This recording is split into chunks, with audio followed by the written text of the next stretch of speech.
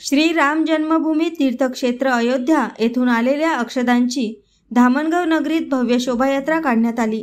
शेकडो महिला पुरुषांच्या व लहान बालकांच्या उपस्थितीने तसेच संपूर्ण शहर रांगोळ्या, भगव्य पताका तसेच पुष्पवृष्टीने जणू धामणगाव नगर हे राममय झाले होते। अयोध्या येथे 22 जानेवारी 2024ला प्रभू श्रीराम भव्य मंदिरात विराजमान होणार आहेत। श्रीरामाच्या मंदिरात विराजमान होणारे निमंत्रण देण्यासाठी घरोघरी अयोध्येतून आलेल्या अक्षदा वितरण होणार असून या अनुषंगाने अक्षदांच्या भव्य कलश यात्रेचे आयोजन करण्यात आले आहे।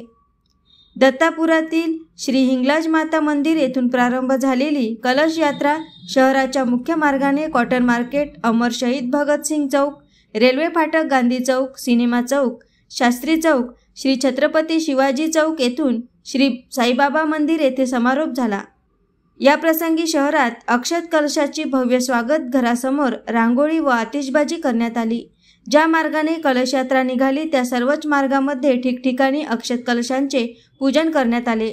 शोभायात्रामध्ये श्रीराम, लक्ष्मण, सीता, हनुमानाची झाकी आकर्षणाचे केंद्र ठरले। शहरातील नागरिकांनी शोभायात्रेदरम्यान दूध व अल्पोपहार तसेच अनेक खाद्यवस्तूंचे वितरण मोठ्या प्रमाणात केले। श्री साई मंदिर येथे आरती आणि महाप्रसादानंतर शोभायात्रेची सांगता करण्यात आली। या प्रसंगी महिलांची उपस्थिती उल्लेखनीय होती। एएस न्यूज महाराष्ट्र करिता धामणगाव रेल्वे येथून प्रतिनिधी संतोष वाघमारे।